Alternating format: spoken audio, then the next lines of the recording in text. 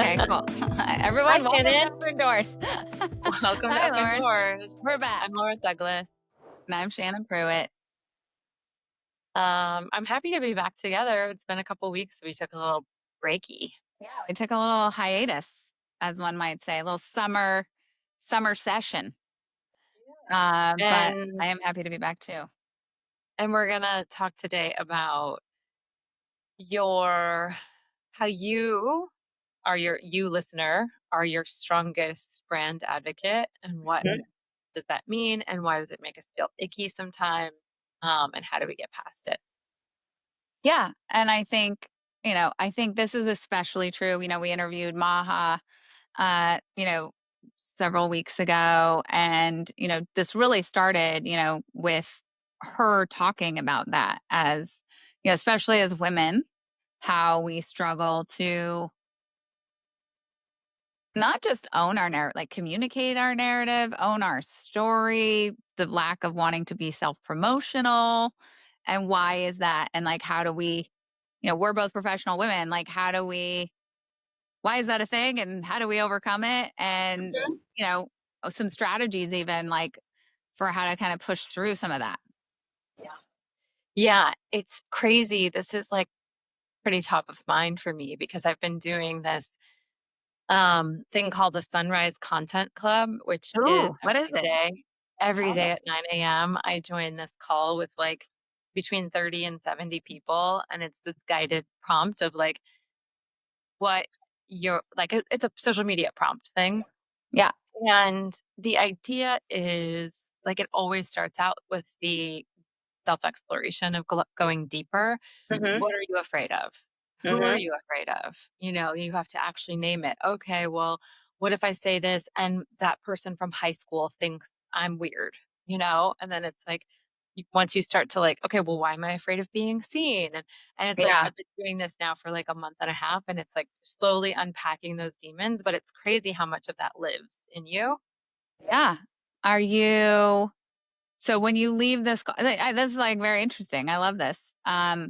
First of all, I guess, are you finding you've been doing it for a month and a half, right? So 21 takes 21 days to create a habit. It's now part of your habit and your ritual. Are you finding that it's sort of embedding itself into your psyche as you are doing the things you might want to be doing but hadn't been doing because you were feeling this way?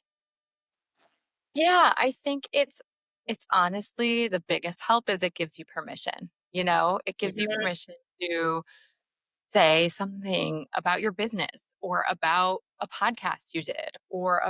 about, whatever, right? Whatever it gives you permission to like show up as yourself in a way that you might feel like at first I was like, that's weird. That's icky. I don't like people who do that or whatever. And then it's like, yeah. So I guess to answer your question, yeah, I think it's becoming a part of like, it, I feel like I have more permission now, which is crazy Yeah. because you don't need someone to give you permission, but you kind of do.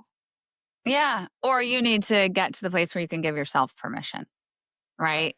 Right. Like it's funny, Mel Robbins. I've just started I love Mel Robbins, as you know.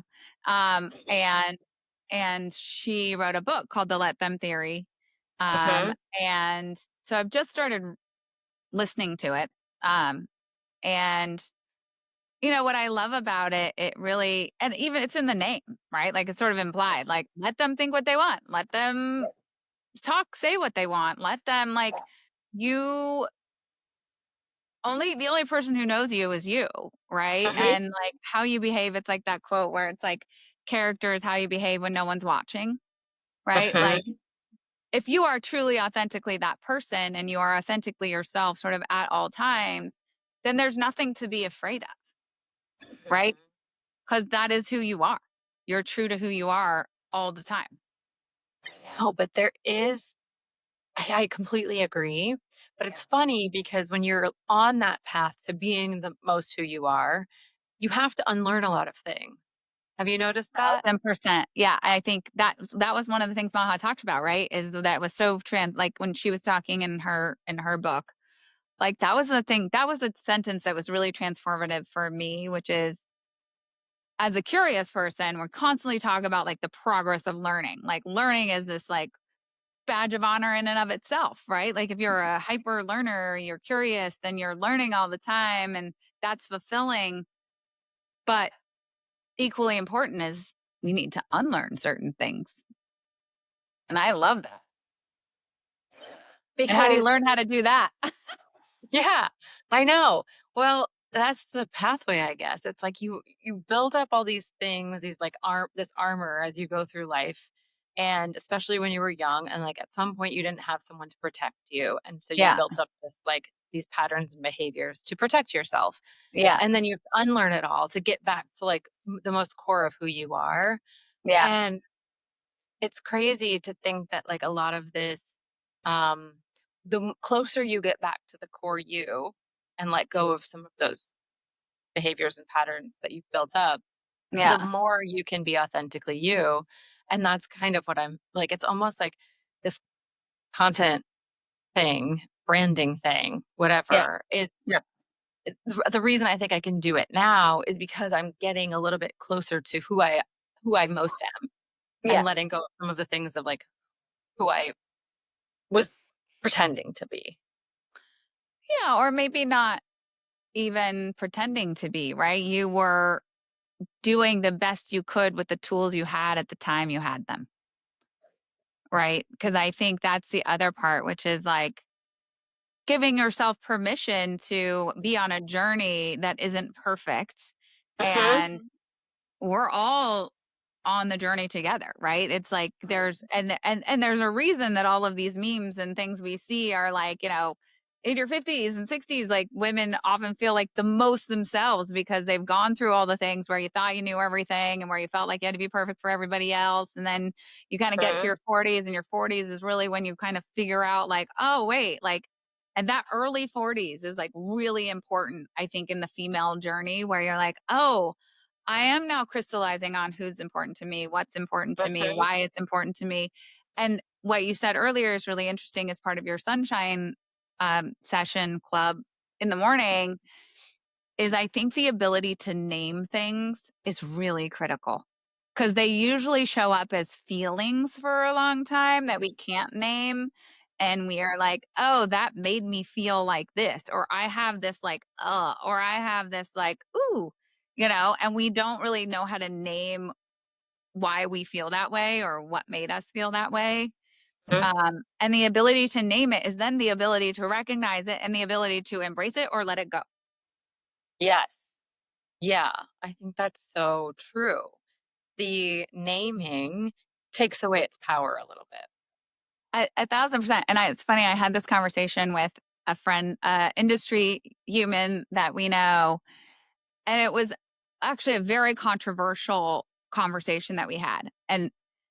And it's a little off topic, but it's very important to me. So like we were talking about the word retarded because I have a daughter who has significant disabilities, and when she was little, she was categorized as mentally retarded. And Mhm. in that categorization, I was in a puddle on the floor, sobbing my face off Of course. because it's everything attached to like everything we grew up with about what that means, right? And the Of word course. retarded in its like definition means like slow, right? The Mhm. ability to retard something is to Mhm. slow it down, right? Literally And in French, je suis en retard means I'm running late. yeah, yeah. It's Right. like you're running behind, you're running late. Mhm. So, humans whose brains are running late, they aren't able to Mhm. connect dots and information and abilities in the same way. The neural connections Right. are broken in some ways, right? Or Right. fragmented. And so we were at a conference and he said the word and I said, "Don't say that word to me." And he said, "But if you say the word, then you take away its power." And I was like, really spent a lot of time and I still do. Like I still can't the word to me still gives me a uh, feeling, right? And in the populace of the way that people use the word, right? Which is not necessarily with ill intention anymore. They just say it, right? Is it, so I find myself in that situation a lot where someone will say it and depending on how well I know them, I will say, please don't say that in front of me. or please don't Yeah. use a word or use a different word, right? But also, like, Um, that's up to you when you wanna let go of that, not him. yeah, but it was interesting because he was very like very emphatic that I needed to let go of the power of that word. I'm like, but do I? Because as a community of people, we don't like that word, right? Yeah. So we aren't giving it power. We want to take away the power of the word. So it was like this very interesting moment of being able to name something and the concept of like taking power away from something. And what I love in this context is I think by being able to name it, you take away its control over you, right? It's inhibiting control that you won't do something because of X, Y, and Z. And what's interesting, sort of back to that point, which is when I was talking about the word retarded, it took me a long time to say to someone, please don't use that word in front of me. Because the word itself had control over me. Right. Right. So in my ability to name it was the ability to say, you know what? That word makes me uncomfortable. Yeah. And you are making commentary about something that is near and dear to my heart, which you aren't Yeah. doing on purpose, which means that it is not should not be a problem for me to say to you, I don't like you using that word with me. Right, like, your step 1 of your growth was even being able to say that. A huge part of the growth, right? Because like, you know, especially the way that things get casually thrown around and you're looking at, multiple factors, right? Like everything. You're looking at what is the intention? Who is the person? What are they representing? Whatever Mhm. it is, right? And so sometimes Mhm. the situation feels very casual. And so by doing that, you drop like a lead balloon into the conversation, right? You're like, oh, you were Totally. talking about how the service wasn't fast enough. And I'm here like, listen, don't say Yeah, that word, right? But no, you never know who you're talking to. And so there's a world you where don't. you shouldn't say that word because you don't know who you're talking to. And so anyway, it was and it's not kind. The context Mm-mm. in which it's been developed societally is not kind, right? So Yeah, it's that seems interesting. yeah, that seems like almost like, you don't get to tell me how I'm supposed to feel about something that's really personal to me, you know? Yeah, yeah. But it's the let them theory too, which is a little bit of like this like, Mhm. okay, well, I have permission to say what I request, and what's important to me. And you get permission to some degree if you want to continue to pursue that as a talk track for yourself, that it's important for you to Mhm. convince me that I'm supposed to be okay with it. You can do that. And then I Mhm. have permission to leave the conversation. And then I have permission to think you're an asshole. And the person isn't. And that's the funniest part where like they're not a jerk, it's just Mhm. this like strong opinion around people being able to name things and then taking away the power. So it's a very Mhm. like this is one particular area that like it sits with me sometimes because I'm like, because we have these conversations around social media a lot, right? Like, do you recognize and engage? Does that give more power or less take away the power? Right? Oh, If yeah. you stand up for, so it's like an interesting, and right now is a very interesting time in our world.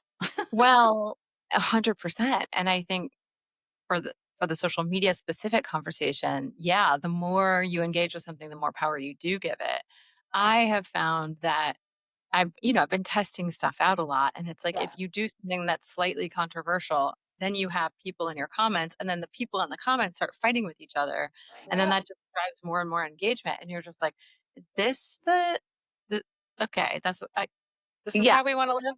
Yeah. And is this because that's the other part. The algorithm, the platforms are designed to attract you back in, right? So you keep coming back and keep coming back. So like the more people argue, the more people are coming and like all that things. But that's the other part, I think, back to the branding piece, right? Which is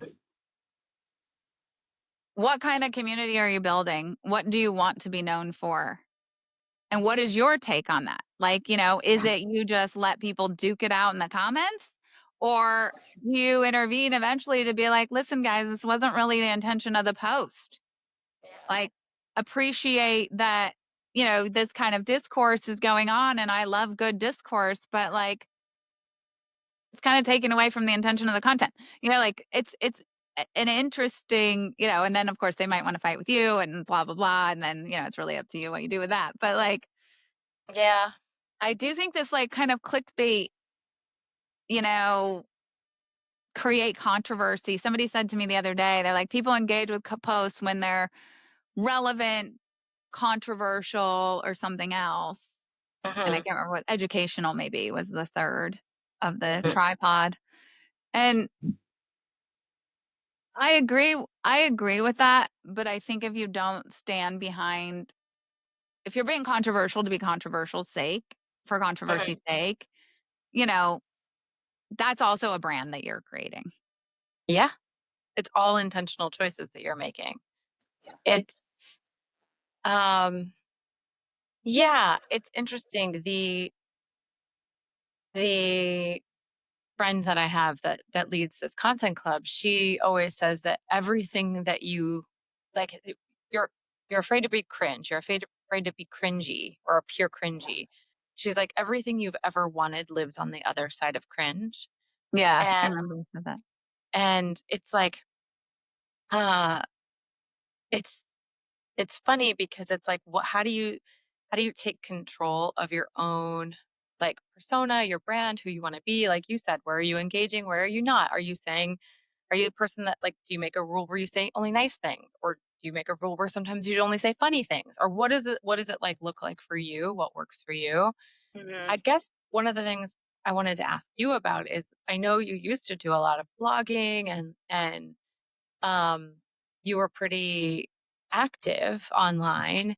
And how do you think about your brand today? Like, do you feel you have to be a little bit quieter now because of where you are professionally, or do you feel like how do you think about it for you? Yeah, I mean, I think I'm absolutely, we walk these lines, right, between uh the versions of ourselves, right? And we can all be one version. We all have one, we are one person, but there are multiple, you know, paths that we are on as part of those Mhm, versions, right? Like for me, it's, executive and professional, which is a certain brand, but my brand really loose, very closely ties to what I would call like my personal brand, which is like mhm. I am kind of who I am all the time, right? Right. And but the one thing is like, and I'm pretty open about my life and I'm pretty open about my story. Mhm, Um, but there were some personal things going on in my life at the time. And so the thing that was really important to me was to be able to be very authentic with my audience, because that's what my audience, the people that I was connecting with in my community were responding to. And so, and all of the stories that I would tell had some sort of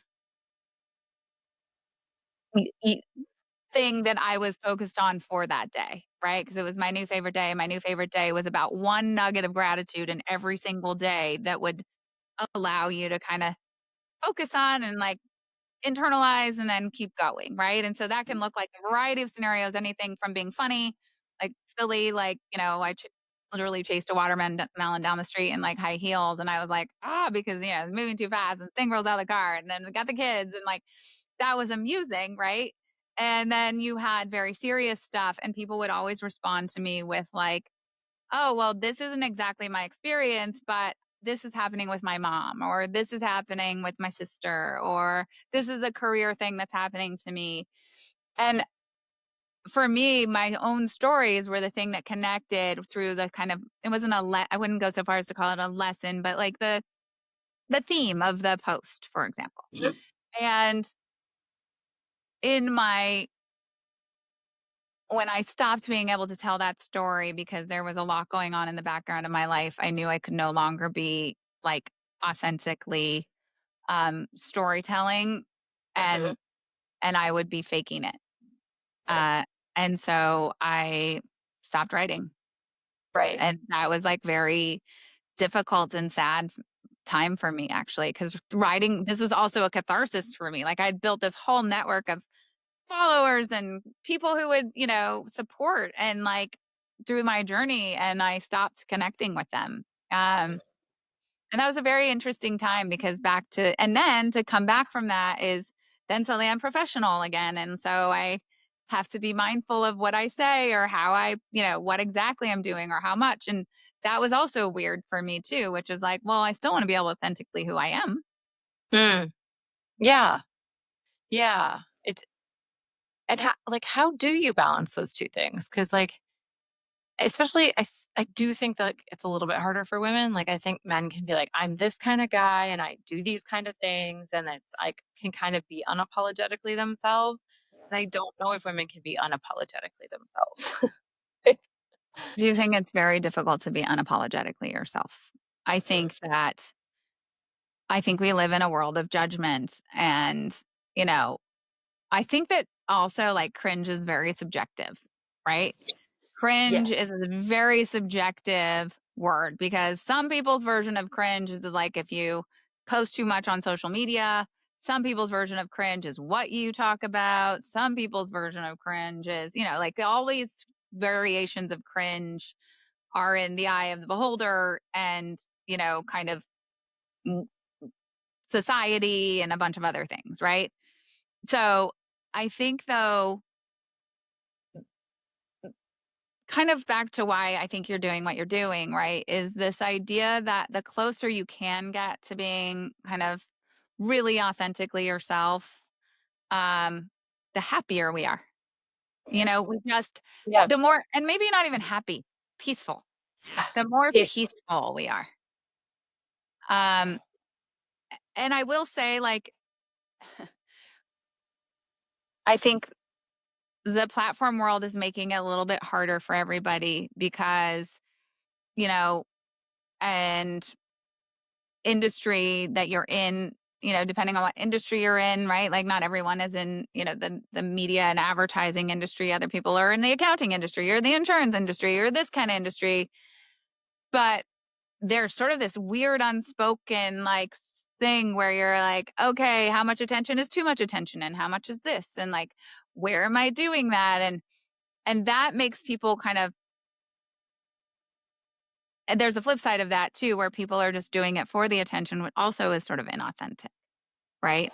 That's cringe. And then You get that's I get secondhand cringe sometimes. yeah. Oh. So, Yeah, I no, don't I know, it's think that's weird. right.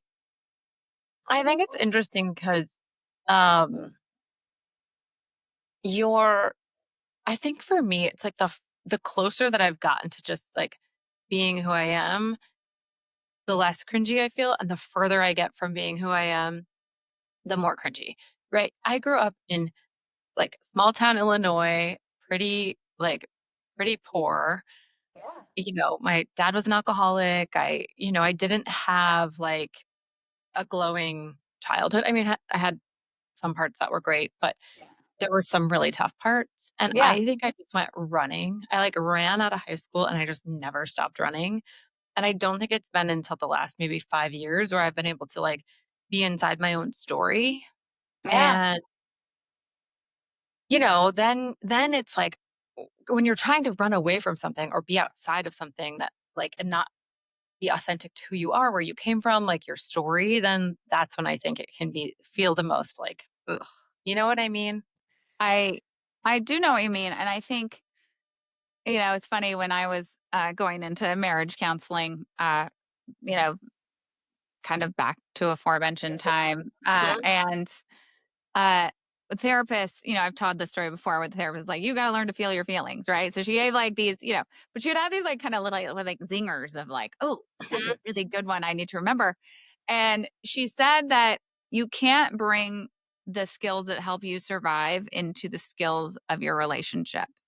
Like the things that made you successful professionally will not mhm, necessarily make you at a certain point not make you successful in your relationship mhm, because I think, I had also a similar childhood, there's some abuse and some mhm. alcohol, addiction and a bunch of other, things. And again, happy moments, love my family very much. We've spent a lot of time and gone through a lot of therapy, all of us. Um, Right, right. and so, but I do think like the things that, what happens is you learn to please, you get really good at, like, being good at things, you get validated Mhm. for being good at things, then that Mhm. makes you like you're a goal setter. I wanna do this and I wanna do that, and then you get those things, and then, like, are you happy? Are you not really happy? Because Mhm. then we still gotta keep going in order to Right. fill that bucket, right? That's the Yeah. bucket and how we got it filled, and whether that Yeah. was external recognition from, teachers or coaches or whatever, to friends or friends' parents or, whatever, money with success, like a bunch of stuff. And then you hit a wall where you're like, wait, but am I actually happy?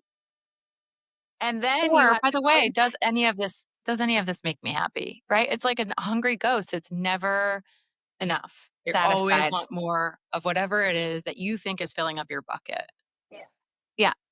But then I think this is a point, which is like kind of this early 40s time period. And it might be happening a little sooner. I think the awareness of kind of not being comfortable, there's a stat that, like, young people are spending more time alone than ever before. So they're Mhm. having parties now that are forcing parties. They're called forcing parties, and forcing parties, like, basically you get together because they don't drink either. More on that later. We'll talk about it. My kid is gonna kill me, but I just caught my son drinking for the first time. That was a big deal. That's a big Oh my deal, god, everybody. We're gonna that's go a on big a deal. whole episode about what it feels like to parent when you still feel like a kid. Oh my Um, god. so yeah, that was fun. But you go through this spot where you are right now, I think, which is this, like, you know what? I'm gonna redirect inside and actually get in touch with what those feelings are.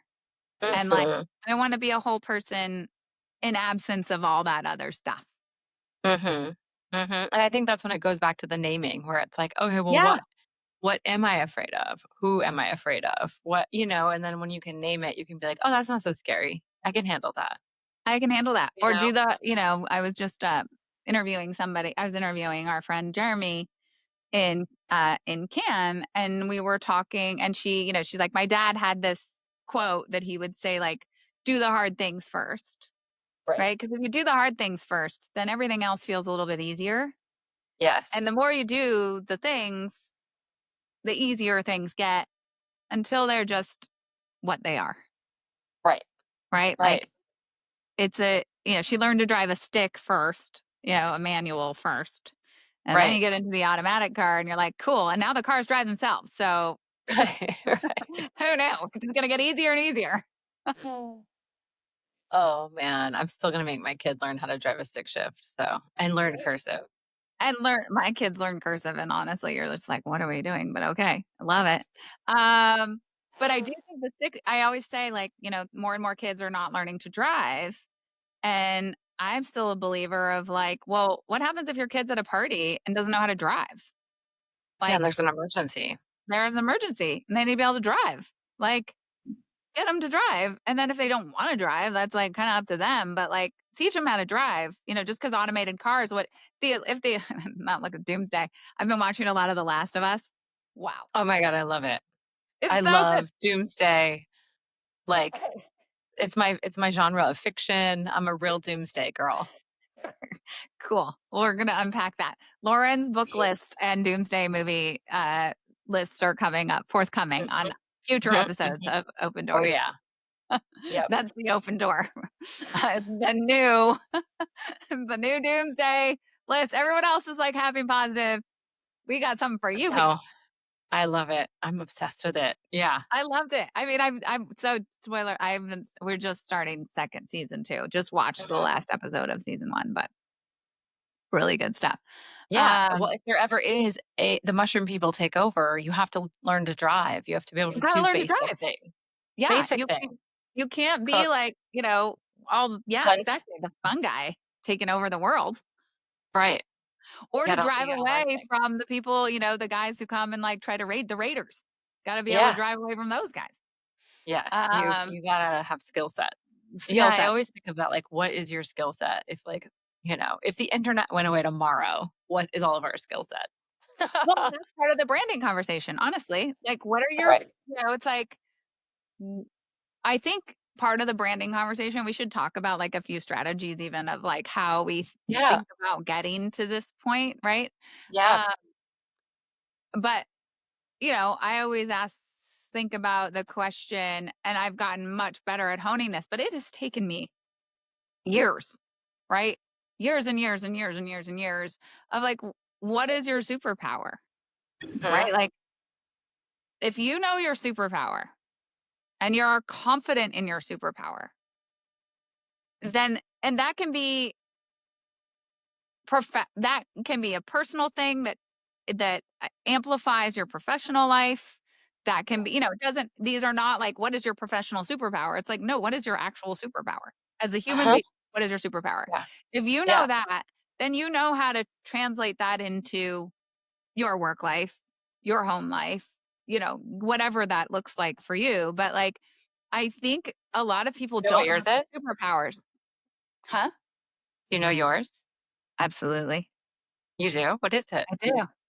My superpower exists in two things. One is an openness to life via curiosity around people, ideas, and concepts to connect them in ways that maybe other people don't see the connections. Okay. That is one of them.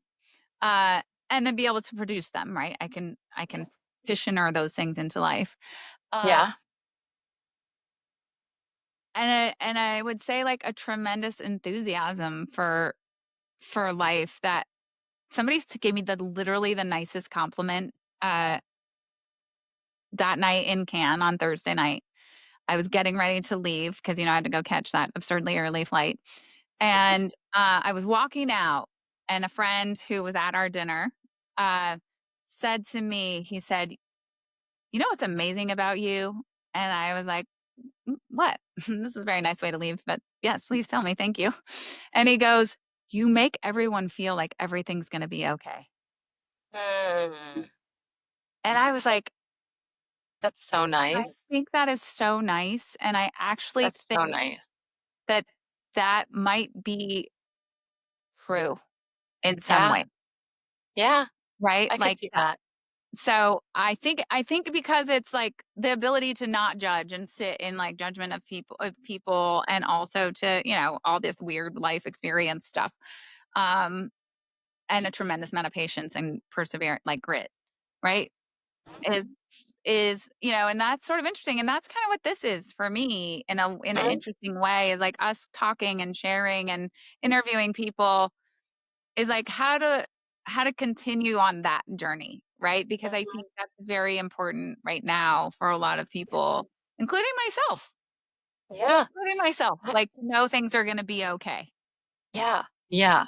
I do think that is one of your superpowers, like, that you have this vibe of, like, there's nothing you don't have to worry about anything. Thank you. I think it's also just a It's a good one. foundational belief. We all end up where we're supposed to be when we're supposed to be there, Mhm. and everything will be okay, right? It may Mhm. not feel okay right now, but something in this is teaching us something that we are going to be okay. Yes, totally. Yeah. There's this, like and you've read Eckhart Tolle, The Power of Now, when he's Yeah. talking about, like, "In this moment, I am fine. I need nothing. I want for nothing," Like, there's nothing wrong with me in this moment, and if you can look at, like, your life as that, like, in that more macro sense of, like, I want for nothing, it is okay, you It is know? going to be okay. You're sitting It's going here, and again, like, life isn't always fair or equal in what it hands out and how it hands it out to you. Um, but also it's in your willingness to learn the lessons and do the work and figure it out and keep going, and to also, if you're, treat others with kindness and generosity and, all the things, like, and Mhm, ultimately things may not happen always in due time, but in due time, at the mhm, right time, the thing will be revealed, the lesson will be revealed, or or it won't, and you'll just keep repeating the same. You yourself will keep repeating the same patterns, but also you'll keep attracting the same things to yourself. mhm. Yeah. Oh, yeah. It's like it serves it to you until you learn it. Totally. It's like, yeah, Oh, the this Brene again? Brown, right? The midlife reckoning, or whatever it's called. Yup. Like, it's just like universe will just keep punching you in the face until Mhm. you get there. Yep. You can either decide to, like, go with it or keep resisting it, but Right? it's Yeah, gonna and happen keep either resist. way, Yeah, so yeah, no, for sure. speaking of speaking of her, she has this quote, where she talks about you can either walk inside your story and own it, or you can stand outside your story and hustle for your worthiness. Oh, I like it. Yeah, me Great, too. great words. Like, great hustle for your worthiness. Yeah, Fuck no. Everybody, I feel like so many people are hustling, me included, have been totally, definitely on that journey of like hustle for totally. being worthy. And it's Yeah. so that's right now, I think is the first time in my life I've ever felt like, fuck no, not going to do Yeah, that. I'm not hustling yeah. for someone else to deem that I'm worthy. It's like, I'll deem that Mhm, I'm worthy. mhm. Yeah, and that is, like, that's a self-worth thing, like, Yeah. that like, you can have confidence, but not self-worth, but, like, you have to have, like, that self-worth of, like, it doesn't matter, I am good enough no matter what, no matter whatever job I get, whatever person Yes. I'm in a relationship with, like, I'm Yeah. worthy no matter what, like, that's tough. It's tough. And I think, giving yourself grace, right, to be on the journey and giving Mhm, other people grace to be on the mhm. journey, right? There's Yep, enough for everybody, yep, right? yep. And there's a book that you might like there or listen to called Good Morning, I Love You. Have you ever read it? Mm-mm, mm-mm. It's great. And it's really to be fair, I've only gotten into like 7 chapters. I'm pretty much good for like 7 chapters of anything, and then I don't know, I like lose focus. It's pretty If terrible. you ever write a book, you should definitely stop I at am chapter on 7. I'm the one I'm writing is literally at 7 chapters, and I just can't, like, keep, all right, through the end. The good news is we have surpassed 7 episodes, so look at us Winning, breaking streaks over here, um, winning. winning. But, yeah, I mean, I think it's Good Morning, I Love You is really this idea that, like, there is enough for everybody, and being generous and kind to other people in their journey is one way of also, like, allowing more graciousness and kindness in your own journey. Yeah, Right? Because if you yeah. give it, then you know what it's like to receive it. Mhm. Um, so anyway, um, I have to go soon because Yeah, give me a quote. I got you a quote. All right. So, and I kind of love this as a way to like kind of wrap this up before we do a quick Yeah. open door and then Yep. we go on to the next. Um, but it's you do not just wake up and become the butterfly. Growth is a process. And Mm. I think we are consistently, you know, in I in this process of growth, and there will be times you feel like you've become the butterfly and you're, like, flapping your wings, and then you're like, "Ah, there's a storm." Crash in the ground. Mhm. Pick yourself back Yep, up. yep. But I think even in the context of, like, the way to become your own brand and embrace your own brand is to really come to know yourself. Mhm. There Yeah. is no and that takes work and effort and joining clubs that make give you a sense of ritual around to be on that journey or commitment to, nurturing those spots in you that you can name and trying to unlearn the things that you know you need to. Yeah, I think that's right. I almost think that there's no personal brand without the personal growth, you know? I think by the way, personal growth is a great thing to be part of your personal brand, Yeah, for sure. you know? So, Yeah. all right, let's do an open door. Okay. I'll start. My open door is I was meeting with my coach this week and we were talking about how I love working with women and I love hosting like different gatherings for women and I some ideas that I had floating around, how like doing some sort of like monthly meetup or group. Anyway, and I've been like floating this stuff around for a while and she was like, this is your path. Like this is what you need to start focusing on. And I was like, "Oh, maybe." So it's an open door. I don't know what it looks like. I don't know what it means, but we'll see. You see it, and that's the first start. Yay, I love that for you, and I tend to agree with your coach. Nice. Even though I'm not your coach, I feel like I'm your partner in Yeah, this, there you go. so I, am excited for you. Awesome. Um, yeah, I think for me, I'm definitely going through a transition, which I am excited about. It will mean closing some doors, which will be an uh, interesting for me. But I think, I feel like I'm very, my open door is that I am actually really listening to what the universe is telling me right now. I Like, love I that. am following the flow that's in my gut, and, like, even if things feel a little uncertain, and I thrive, I'm okay in chaos, I can connect and make complex situations feel normal, but to this part of, like, making people feel like they're okay right now in times of real uncertainty, which usually feel something around, like, insecurity, financial, kinda going back to the roots thing, financial insecurity, or, that kinda stuff.